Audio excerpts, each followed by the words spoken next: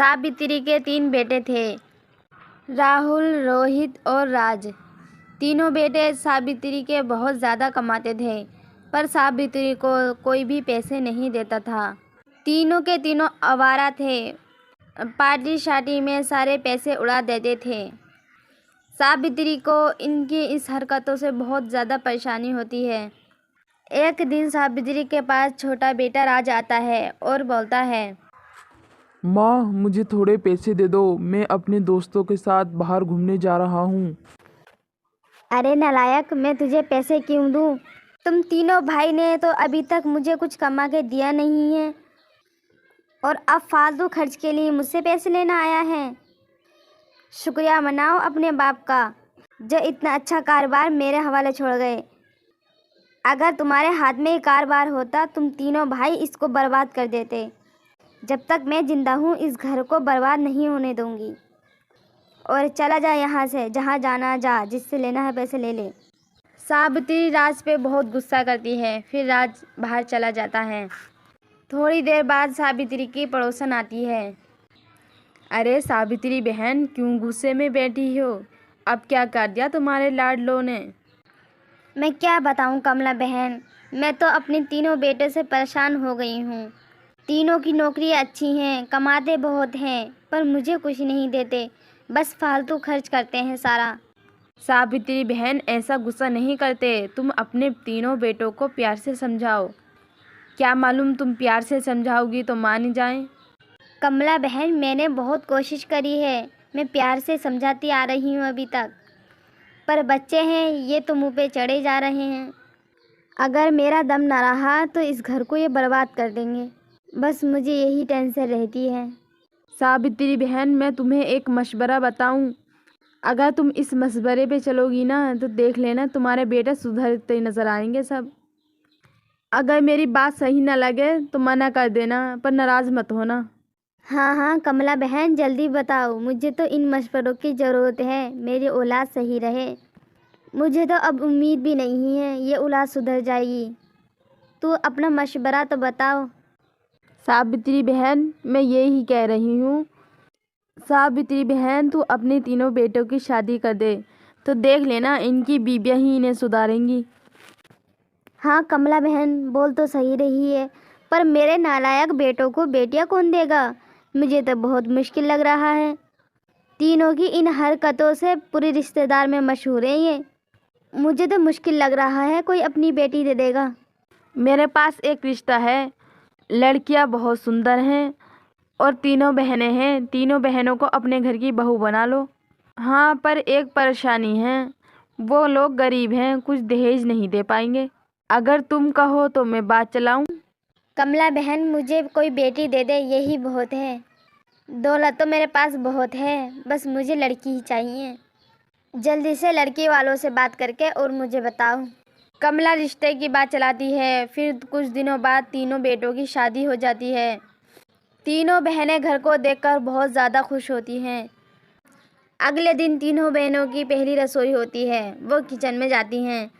रितिका, तारा, सितारा तीनों बहनें किचन में आती हैं। तारा बोलती है, अरे वाह, कितना अच्छा किचन है और कितना बड़ा है। मैं तो इस घर को देखकर बहुत ज़्यादा खुश हूँ। ऐसा घर तो सपनों में देखते थे। हाँ सही बोल रही हो दीदी, ये तो कुछ ज़्यादा ही अच्छा घर है। हमने तो सपनों में भी नहीं सोचा था कि हमारी शादी इतने अमीर घर से होगी। तभी रितिका बोलती है, चुप करो तुम दोनों बहनें। जानती हूँ हमने किचन ऐसे नहीं देखा, पर हम ये बताएंगे थोड़ी नहीं। यहाँ के सब लोग क्या समझेंगे? रितिका तारा सितारा से समझदार होती है। रितिका तारा सितारा की बड़ी बहन होती है। एक दिन तारा सितारा अपनी सास के पास जाती हैं और अपनी सास से बोलती हैं, माँ जी, हमें कुछ पैसे दे दो, हम शॉपिंग करने जाएंगे। बहू, तुम्हारी शादी को अभी दिन हुए कितने हैं? तुम्हें पैसे किस लिए चाहिए? सब चीज़ तो घर पे है। माँ जी, हमारे पास सारी पुरानी पुरानी साड़ियाँ हैं, हमें मार्केट से जाके साड़ियाँ लेनी हैं। बहू, जितनी भी साड़ियाँ मैंने शादी पे ली हैं सब एक से एक महंगी और अच्छी से अच्छी हैं। तुम कैसे बोल रही हो कि साड़ियाँ ख़राब हो गई, पुरानी हो गई? शादी को अभी 10-12 दिन हुए हैं और तुम्हें साड़ियों की ज़रूरत पड़ गई। हाँ माँ जी, हम समझ गए, तुम पैसे मत दो। ये बात कहकर हमें यही जता रही हो हम गरीब घर के हैं, हम पहनना ओढ़ना नहीं जानते। बहू, मैंने ऐसा कब कहा? माँ जी, इस बात का यही मतलब है। अच्छा, मैं पैसे देती हूँ। तभी रितिका आ जाती है। माँ जी, इन दोनों को पैसे देने की कोई ज़रूरत नहीं है। अगर आज तुमने पैसे दे दिए, ये दोनों रोज़ रोज़ ऐसे ही करेंगी। मैं इन दोनों की बड़ी बहन हूँ, मैं इनकी हरकतें सब जानती हूँ। रितिका के मना करने पर सावित्री पैसे नहीं देती है। तुम दोनों बहनों को कुछ काम तो है नहीं, ये भी नहीं काम में मेरा हाथ बंटवा दें। बस दोनों को कुछ ना कुछ बहाना चाहिए पैसों का। चलो आओ, माँ जी को परेशान ना करो, मेरे साथ किचन में चलो। रितिका तारा सितारा को अपने साथ किचन में ले जाती है। ऐसे ही तारा सितारा रोज़ रोज़ बहाने करती थी, पर रितिका डांट लगा देती थी।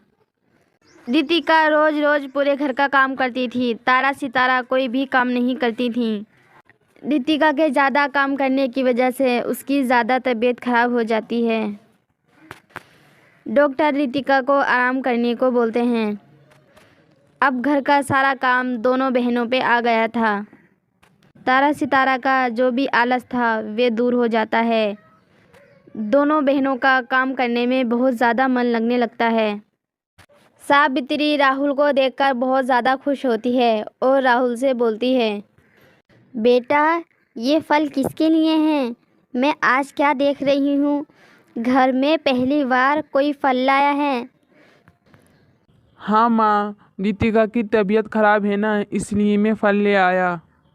वो बेचारी घर का पूरा काम करती है और हम सबका कितना ख्याल रखती है। मेरा भी यही फ़र्ज़ बनता है, उसकी तबीयत खराब है तो उसका साथ देना। उसका ख्याल मैं न रखूँगा तो कौन रखेगा। ये बात सुनकर सावित्री बहुत खुश होती है। समय के साथ साथ सावित्री के तीनों बेटे सुधर जाते हैं। अब तारा सितारा भी घर का सारा काम करने लगती हैं। घर में सबको बदलता देखकर सावित्री बहुत ज़्यादा खुश होती है।